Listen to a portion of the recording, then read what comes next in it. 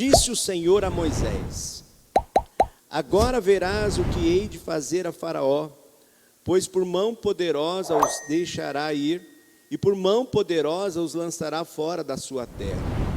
Falou mais Deus a Moisés e lhe disse, vamos juntos? Mais uma vez, aparecia a Abraão, a Isaque e a Jacó como Deus Todo-Poderoso, mas pelo meu nome, o Senhor, não lhes fui conhecido. Também estabeleci a minha aliança com eles para dar-lhes a terra de Canaã, a terra em que habitaram como peregrinos. Ainda ouvi os gemidos dos filhos de Israel, os quais os egípcios escravizavam, e me lembrei da minha aliança. Portanto, disse aos filhos de Israel, vamos juntos? Eu sou o Senhor, e vos tirarei de debaixo das cargas do Egito, e vos livrarei da sua servidão, e vos resgatarei com o braço estendido e com grandes manifestações de julgamento. Segura aí. Então, lembrando aonde nós estamos dentro desse contexto, Deus separou um homem em Gênesis capítulo 12, chamado Abraão, e com ele fez uma aliança. Ele disse que daria a Abraão uma terra, uma parentela, né? Se ele saísse da sua parentela, ele daria uma terra, faria dele um grande povo, e então Abraão, pela fé, deixou a sua casa e seguiu rumo ao destino que Deus iria lhe mostrar. Abraão teve um filho, teve mais de um filho, na verdade, né? Mas um filho, que é o filho da promessa, Isaque, né? Isaque. E dele, Deus deu 2 filhos a Isaque, né? Jacó, Esaú, e através de Jacó, Deus continuou esta aliança. E aqui nós vamos ver que Deus então se apresenta a Moisés como o Deus de Abraão, conforme diz o verso 3, né? Deus apareceu a Abraão, a Isaque e a Jacó. Lembrando que Jacó teve 12 filhos homens, teve mais filhas mulheres, mas 12 filhos homens. Jacó, e o seu nome, ele é um nome muito esquisito, como nós já estudamos. É um nome na qual daria mais ou menos uma tradução aportuguesada, aquele que usurpa, aquele que aquele que engana. E Jacó, ele realmente foi um usurpador. Ele comprou do seu irmão mais velho, Esaú, a primogenitude, enganou o seu pai e roubou a bênção do seu irmão, que o seu pai iria orar por ele, iria abençoá-lo. E por causa disso ele teve que fugir. Fugiu e lá encontrou o seu tio Labão, o qual também o enganou, né? O enganou e fez trabalhar em dobro para ter aquela mulher que ele amava, a Raquel. E aí, então, Jacó, fora enganado pelo seu sogro, resolveu sair fugido da presença do seu sogro, mas Deus teve graça, abençoou Jacó, não permitiu que Labão colocasse a mão em Jacó, e ele continuou a sua jornada. O grande temor de Jacó era encontrar de novo com seu irmão Esaú, o qual ele tinha trapaceado. E durante essa jornada, durante esse momento de temor, ele tem um encontro com o anjo, com o Senhor, e ali luta com aquele anjo. O anjo então abençoa Jacó. E qual que é a bênção que Jacó recebe do anjo? A bênção de ser transformado de um homem enganador para um homem lutador. Ele teve o seu nome mudado de Jacó para Israel. Israel significa aquele que luta. Então, quando nós falamos das tribos de Israel, a nação de Israel, é exatamente por causa de Jacó. Jacó, então, teve o seu nome mudado. Jacó, quando velho, foi trago pelo seu filho José para dentro do Egito. E ali ficou a descendência de Jacó por 400 anos. E é onde nós estamos dentro desse contexto. Esse povo, descendente de Jacó, descendente de Abraão, eles se tornaram escravos, estavam sendo maltratados. E o texto diz aqui, verso 7, Deus falando com Moisés: tornar-vos-ei por meu povo, e serei vosso Deus, e saberei que eu sou o Senhor, o vosso Deus, que vos tiro de debaixo das cargas do Egito, e vos levarei à terra a qual jurei dar a Abraão, a Isaque e a Jacó, e a vô-la darei como possessão. Vamos juntos?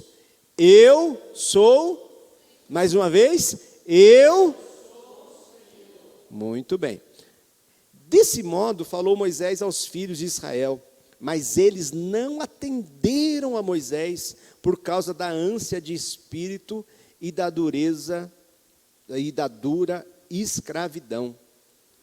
Falou mais o Senhor a Moisés, dizendo: vai ter com Faraó, rei do Egito, e fala-lhe que deixe sair de sua terra os filhos de Israel. Moisés, porém, respondeu ao Senhor, dizendo: eis que os filhos de Israel não me têm ouvido. Como, pois, me ouvirá Faraó? E não sei falar bem? Não obstante, falou o Senhor a Moisés e a Arão, e lhes deu um mandamento para os filhos de Israel e para Faraó, rei do Egito, a fim de que tirasse os filhos de Israel da terra do Egito. Parece que esse texto faz uma pausa, e aí começa a falar da genealogia de Moisés e de Arão. Diz assim o texto: são esses os chefes das famílias, os filhos de Ruben, o primogênito de Israel, Enoque, Palu, Esrom e Carmim, são esses as famílias de Ruben. Os filhos de Simão, Gemuel, Jamim, Oade, Joaquim, Soar e Saul, filho de uma cananeia. São esses as famílias de Simeão.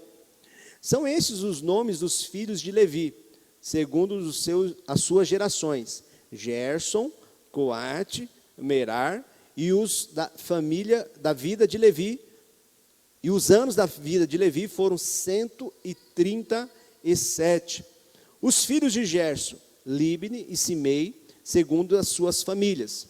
Os filhos de Coate, Anão, Isair, Hebron e Uziel. E os anos da vida de Coate foram 133. Os filhos de Merari, Mali e Mussi, são estes as famílias de Levi, segundo as suas gerações. Arão tomou por mulher Joquebede, sua tia. E ela lhe deu a Arão e Moisés, e os anos de vida de Arão foram 137. Os filhos de Izar, Corá, Nefeg e Zingri. Os filhos de Uziel, Misael, Ezafã e Citri. Arão tomou por mulher Elisabá, filha de Aminadab, irmã de Nazon, e ela lhe deu à luz a Nadab, Abiú, Eliezer e Itamar. Os filhos de Corá, Assir, Eucana, Abissaf, são estes a família dos coraitas. Eleazar, filho de Arão, tomou por mulher para si uma das filhas de Putiel, e ela lhe deu à luz a Fineias. São estes os chefes das suas casas, segundo as suas famílias. São estes, Arão e Moisés, os quais o Senhor disse: tirai os filhos de Israel da terra do Egito, segundo as suas hostes. São estes que falaram a Faraó, rei do Egito, a fim de tirarem do Egito os filhos de Israel. São estes Moisés e Arão. Nós sabemos que Joquebede e Arão tiveram também uma filha. Vocês lembram o nome dela? Miriam, né? Aí você pode perguntar, mas por que não está aqui? Se você for se atentar, você vai perceber que só está o nome dos descendentes do sexo masculino, né? E aqui fala de com quem eles casaram e assim geraram as suas próximas gerações. Quando nós formos estudar as divisões das tribos, das terras, nós vamos voltar a esse texto, não vou me aprofundar agora nele. Vamos continuar e concluir então o capítulo 6. No dia em que o Senhor falou a Moisés, na terra do Egito, disse o Senhor a Moisés, vamos juntos? Eu sou o Senhor, disse a Faraó, rei do Egito, tudo o que te digo. Vamos juntos, o 30? Respondeu Moisés na presença do Senhor, eu não sei falar bem, como, pois, me ouvirá Faraó? Pois bem,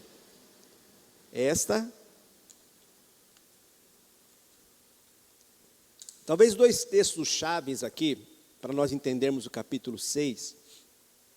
É interessante que ele faz uma pausa no texto e ele recorre novamente e fazendo a conclusão do capítulo, exatamente aquilo que ele já disse, né? No verso 12, quando Moisés respondeu ao Senhor dizendo, eis que os filhos de Israel não têm me ouvido, como, pois, me ouvirá Faraó, e não sei falar bem? E é exatamente como conclui o capítulo no verso 30. Moisés dizendo para o Senhor, eu não sei falar bem, como, pois, me ouvirá Faraó? O que mudou do capítulo 4 para o capítulo 6? Porque quando termina o capítulo 4, olha só como termina o capítulo 4, verso 31. Moisés e Arão, quando chegam diante de Faraó, ou diante do Egito, diante do povo no Egito, e Moisés e Faraó pregam, mostram ali os sinais, o povo então para diante de Moisés e diz assim, a Bíblia, o verso 31, e o povo creu, e tendo ouvido que o Senhor havia visitado os filhos de Israel, e lhes vira a aflição, inclinaram-se e o adoraram. No capítulo 4, o texto parece ser muito claro, que o povo ouviu a voz de Deus, ouviu ali a pregação de Moisés. Não é isso? Não é claro isso para nós? Porém, quando chega aqui no capítulo 6, Moisés vai de novo anunciar que Deus iria tirar o povo da escravidão. Só que aqui no capítulo 6, o povo, no verso de número 9, diz assim, desse modo falou Moisés aos filhos de Israel, mas eles não atenderam a Moisés. Por quê? Por causa da ânsia de espírito e da dura escravidão. O que aconteceu do capítulo 4 para o capítulo 6? No capítulo 5, conforme nós vimos, quando Moisés falou para Faraó, para deixar o seu povo ir adorar, Faraó disse que o povo então estava desocupado. Por isso que o povo queria tempo para adorar a Deus. O povo estava ocioso. E o que Faraó fez? Endureceu o trabalho do povo. O povo começou a sofrer mais ainda. Há momentos na vida de um líder que ele deve lembrar quem foi que o chamou para a missão. Porque é certo que de vez em quando as pessoas titubeiam, desconfiam de sua liderança, principalmente quando as coisas não vão muito bem. Não é assim com os treinadores de time de futebol?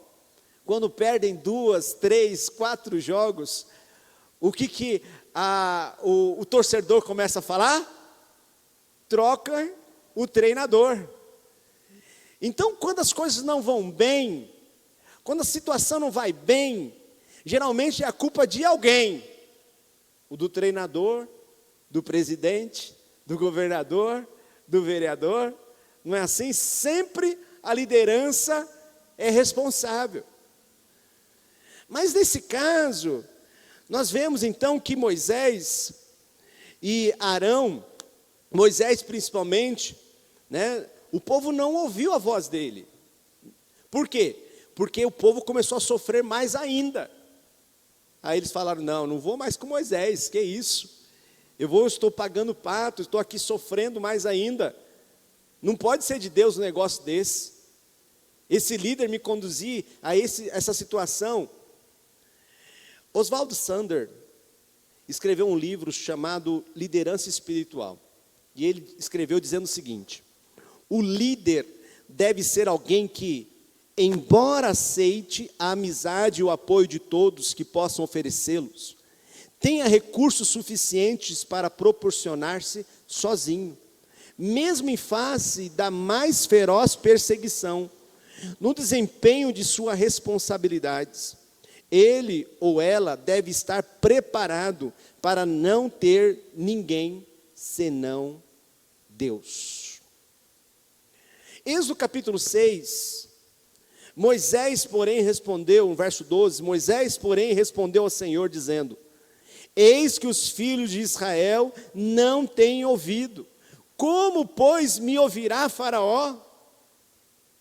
E não sei falar bem. Moisés não sabia naquele momento, mas ele pusera diante do Senhor a melhor proposição já feita. Parece que a circunstância favorita de Deus é trabalhar quando todas as coisas absolutamente pareçam impossíveis para nós. Não sei se já aconteceu algo assim com você, mas comigo muitas vezes. Coisas que para mim pareciam impossíveis, pareciam difíceis, e aí Deus fala assim: Márcio, saia da frente, deixa comigo, sou eu que vou à frente, sou eu que estou contigo, e se Deus é por você, se Deus é por nós, irmãos, tem circunstâncias da liderança, tem circunstâncias na nossa vida, né? Moisés talvez naquele momento não entendia. Moisés, quando foi falar com o faraó no capítulo 5, talvez ele foi motivado, porque no capítulo 4 o povo estava aplaudindo ele. Mas agora no capítulo 6, quando ele voltou a falar com o povo já não estava mais aplaudindo, não. O povo já não queria mais ouvir Moisés. Aí Moisés fala assim: mas Deus, nem o povo que me ouvia quer me ouvir mais, nem aqueles que estavam comigo lá atrás estão comigo hoje. Como o Senhor quer que eu continue essa missão? E ainda mais, eu não sei falar bem, eu não sei falar. Deus, meus queridos irmãos, Deus não chama os mais talentosos para a obra, não são aqueles mais perfeitos. Olha como que é interessante na obra de Deus. Deus não chama os mais talentosos, Deus chama aqueles que não são, para que a glória seja dele. Deus chama aqueles que são humilhados diante do povo, diante do mundo, aqueles que são rejeitados. É esses que Deus gosta de usar na sua obra. É esses que Deus chama. É esses que não sabe, não conseguir falar uma frase. É esses que Deus chama para ir falar com o faraó. É esse que Deus usa para estar diante das autoridades. Deus usa para ser libertador. Moisés não podia nem imaginar que daqui a alguns capítulos, capítulo 14, por exemplo, verso 13, Moisés estaria dizendo para o povo assim, Êxodo 14, 13, diz assim: Moisés, porém, respondeu ao povo, olha que diferença: não temais, aquietai-vos e vede o livramento do Senhor, que hoje vos fará, porque os egípcios que hoje vedes, nunca mais os tornareis a ver. O que mudou aqui, irmãos? O que mudou nesse período de tempo?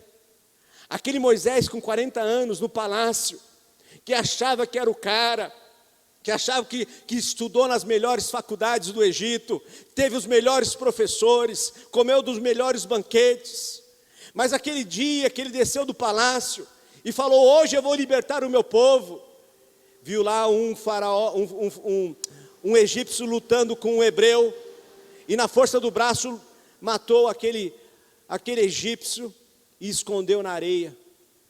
Mal sabia esconder na areia, porque no dia seguinte, quando ele saiu do palácio de novo, ele viu dois hebreus brigando, se intrometeu no meio, aí um virou para ele: ei, quem foi que te colocou como juiz diante de nós? Vai fazer o que você fez com aquele egípcio? Vai me matar? Moisés nem saber esconder o corpo sabia. Ele achando que era o cara. Deus manda ele para o deserto. Ah, irmãos, que escola que é o deserto. Que escola que é o deserto. Não rejeite o tratamento de Deus na sua vida. Para tudo tem o seu tempo. E mais 40 anos, Moisés, agora no deserto, vestindo uma sandália desgastada, vestindo uma roupa de pastor, usando um cajado que nem era dele, era do seu sogro, cuidando de ovelhas que nem era dele, era ovelha do sogro. E lá está um homem de 80 anos. E é esse que Deus chama. É esse que Deus chama para ser o libertador. Moisés, na força da carne, matou um egípcio. Agora Moisés, com a força de Deus, apenas com seu cajado, vai destruir um exército inteiro de egípcios. É esses que Deus usa. É esses que, quando reconhece que não são, é esses que reconhece que a obra de Deus é impossível para o homem. É esses que, quando Deus chama e diz: não, Senhor, eu não tenho possibilidade nenhuma, eu não sei falar bem, mas eis-me aqui, Senhor, usa-me, faça a tua vontade. É esses que Deus transforma, que Deus usa. Quão difícil é aquietarmos. Moisés diz para o povo: aquietai-vos. É tão difícil diante daquela situação de humilhação, de um desafio, na qual tudo parecia contrário. O povo que estava com ele não estava mais, mas Deus manda ele ir para Faraó. Naquele momento, ele poderia tentar fugir da presença de Deus. Diante dessas circunstâncias difíceis na vida, o inimigo trabalha jogando as suas setas. Diante daquelas circunstâncias que você não sabe se você vai conseguir pagar o aluguel, se você vai conseguir avançar no pagamento das suas dívidas, se vai conseguir continuar no seu trabalho. E o inimigo começa a lançar as suas setas, dizendo: sua esposa fez isso de novo. Não há razão para você aceitar mais esse aborrecimento. Deixe ela, arruma outra, pare de esquentar a cabeça. Diante de situações impossíveis, difíceis da vida, Satanás começa a lançar a seta e diz para aquela mulher: seu marido quebrou a promessa mais uma vez. Ele disse que não ia fazer, mas fez de novo. Ele disse que não ia olhar e olhou de novo. Ele disse que não ia ligar e ligou de novo. Não dá mais. Nesses momentos de fraqueza, de tentação, ouvimos a voz do inimigo e queremos nós mesmos administrar a situação.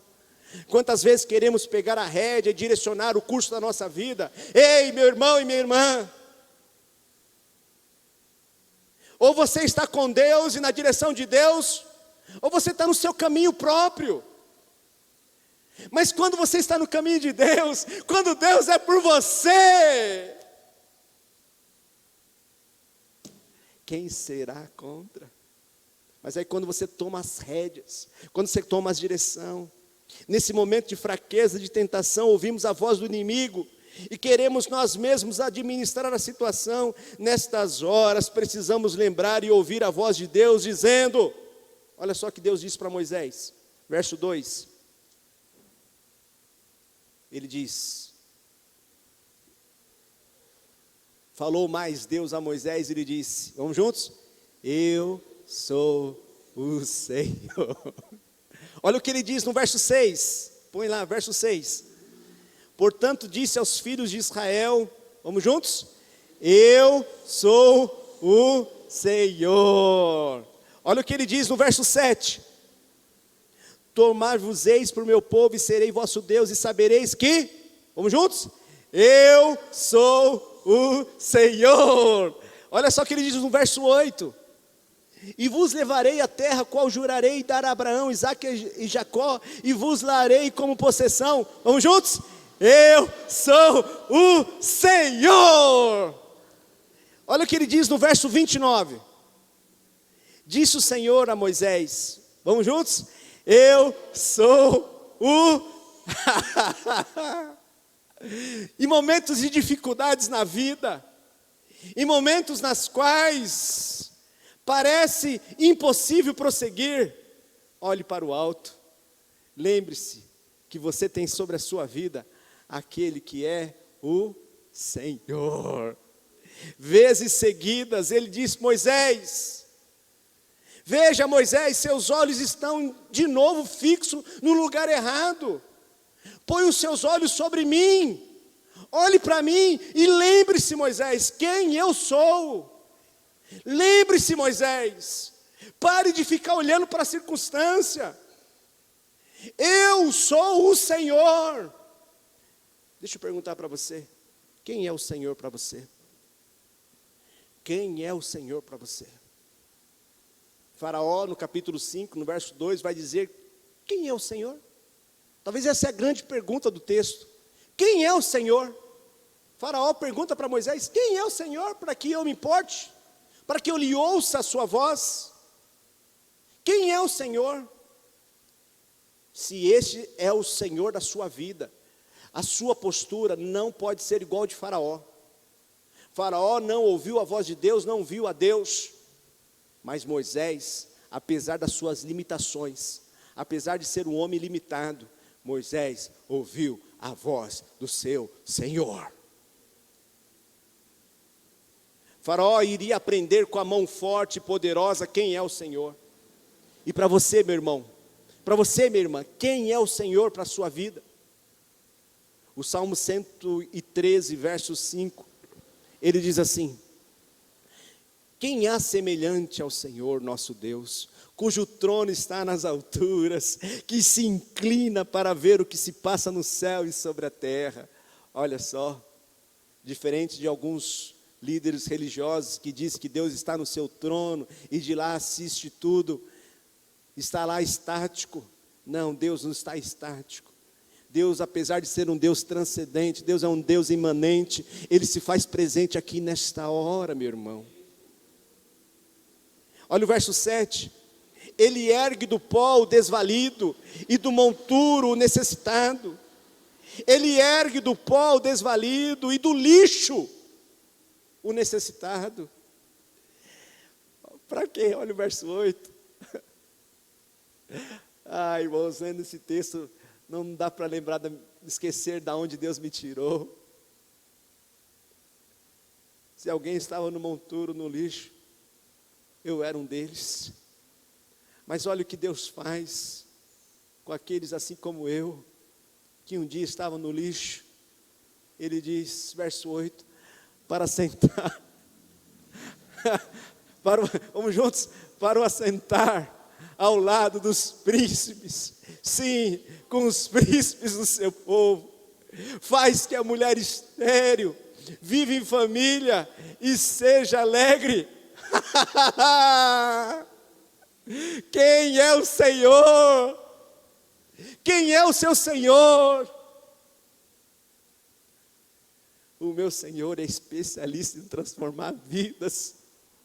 O meu Senhor é um Deus amoroso, um Deus que se entregou lá na cruz do Calvário, para lhe pagar os preços de um pecador miserável como eu, para transformar a minha vida e me dar uma nova vida.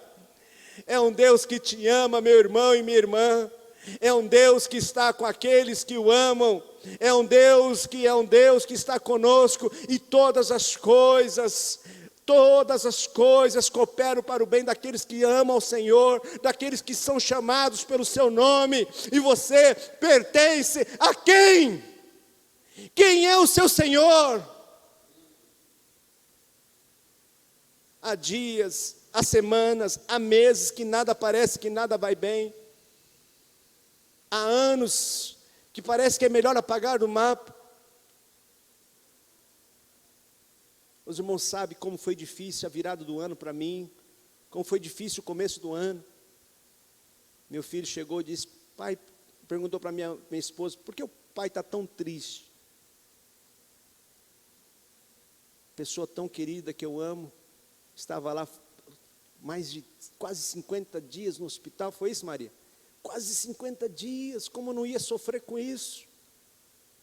Depois foi meu pai, quase simultâneo ali. Começo do ano perdi o meu pai. Como esse ano foi difícil. Como esse ano tem sido difícil. Há dias, há meses, há semanas que são difíceis para todos nós. Mas nós cremos naquela palavra, que o choro pode durar uma noite, mas pela manhã, mas a alegria vem pela manhã. Eu creio. Há dias, há semanas, há meses que nada que parece que vai bem. Se os seus olhos não estiverem fixos no Senhor, você não suportará aqueles dias que vão de mal a pior. Porque tem dia que parece que tudo vai de mal a pior. E nesses dias, ou melhor, todos os dias, nós não podemos tirar os nossos olhos de quem é o nosso Senhor. Hebreus capítulo 3, verso 1, diz assim, na nova versão da linguagem de hoje, ele diz, meus irmãos na fé, vocês que também foram chamados por Deus, olhem para Jesus, olhem para Jesus, olhem para Jesus, que Deus enviou para ser o grande sacerdote da fé que professamos. Hebreus capítulo 12, verso 1 diz, portanto também nós, visto que estamos rodeados de tão grandes números de testemunhas, desembaraçando-nos do peso do pecado que tenazmente nos assedia, corramos com perseverança a carreira que nos está proposta. Verso 2, vamos juntos? Olhando firmemente para o autor e consumador da fé, Jesus, o qual em troca da alegria que lhe estava proposta, suportou a cruz, não fazendo caso da ignominia, e está assentado à destra de Deus, olhando firmemente para o autor e consumador da fé. Aonde estão os seus olhos? Para onde você está olhando? Em todo. Moisés, olhe para mim, Moisés, eu sou o Senhor. Olhe para mim, Moisés. Não tire os seus olhos do seu Salvador, do seu Senhor. Não existe terapia melhor, não existe substituto para isso, não há ditado engenhoso ou lema que estabeleça isso mais claramente. Fixe os olhos no Senhor. Faça isso uma vez, faça isso diariamente, faça isso milhares de vezes, 10 milhares de vezes. Fixe os seus olhos no Senhor. Enquanto Deus dizia para Moisés, eu sou o Senhor, ele disse 5 vezes isso. Mas 8 vezes, ele disse o seguinte nesse texto. Olha só no verso 1. Ele diz, disse o Senhor a Moisés, agora verás o que hei de fazer a Faraó. O que hei de fazer a Faraó. Deus não está de olhos fechados, nem de ouvidos tampados. Deus tudo vê, tudo sabe. É Ele que luta as lutas dos teus servos. Olha o que ele diz no verso de número 6. Ele diz assim, portanto diz os filhos de Israel, eu sou o Senhor, e vos tirarei debaixo das cargas do Egito. Ei, meu irmão, Deus está dizendo que Ele lutaria pelo seu povo e tiraria a carga que estava sobre as suas costas. Talvez você chegou aqui sobrecarregado, pensando em desistir da vida. Talvez você que está me acompanhando na internet. Lembre-se, Jesus faz um chamado para você. Vinde a mim todos vós que estáis cansados e sobrecarregados, que eu vos aliviarei. Assim como Deus agiu no passado, Jesus continua agindo no presente. Ele diz no verso 6, eu vos livrarei da sua servidão, e vos resgatarei com braço estendido e com grandes manifestações de julgamento. Olha o verso 7, tomar-vos-ei. É Ele que está dizendo, o próprio Senhor trabalhando pelo seu povo. Tomar-vos-ei por meu povo e serei vosso Deus. E serei vosso Deus. Olha o verso 7, ele diz, tomar-vos-eis e serei. Verso 8 ele diz, e vos levarei à terra a qual jurei dar a Abraão, a Isaque e a Jacó. E levarei. O Senhor, Ele está trabalhando. Deus não está dormindo. Deus tudo vê, Deus tudo sabe. Diante da sua adversidade, diante das suas dificuldades, lembre-se, Deus está trabalhando. É Ele que está te tirando da terra do Egito e te conduzindo para uma terra que mana leite e mel. Aí no Egito, aí nesse lugar de escravidão, nesse lugar de carga, não é o seu ponto final. Você não chegou no final ainda. Isso aí é você apenas um peregrino. Isso está apenas um trajeto. O seu caminho não chegou no final. Sabe o que podemos aprender com esta repetição? Podemos ouvir Deus dizendo, por ser quem eu sou, por ser quem eu sou, farei o que é melhor para você e para mim. Eu vou repetir essa frase. Por ser quem eu sou, farei o que é melhor para você e para mim. O Senhor está trabalhando para fazer o melhor para você e aquilo que é a vontade dEle. O Senhor está trabalhando para fazer o que é melhor para você. Você pode dizer assim, o Senhor está trabalhando para fazer o melhor para mim. Amém? O Senhor está trabalhando para fazer o melhor para você, meu irmão. Para você, minha irmã. Ei, confie, descanse. Ei, o Senhor está tirando essa escravidão, esse peso da sua vida. Corra para Jesus. Podemos concluir essa mensagem. Gilvan vem aqui com o hino para a gente cantar. Com 3 princípios. Primeiro, as circunstâncias que se voltam contra nós nos forçam à dependência de Deus.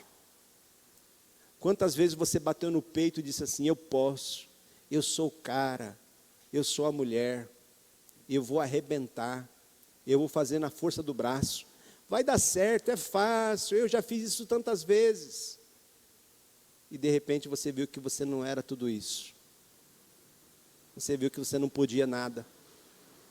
Porque Jesus diz, lá em João capítulo 15, que sem Ele, sem mim, nada podeis fazer. A segunda coisa que nós podemos aprender desse texto é que as circunstâncias que forçam a dependência nos ensinam a ser mais pacientes. Nos ensina, durante esse período de dependência, a ser mais paciente. Quantas vezes você falou, não, vou conseguir isso em 1 ano, em 2 anos. E com o tempo, com as dificuldades da vida, você tem aprendido a depender de Deus e saber que não é no seu tempo, não é na sua hora.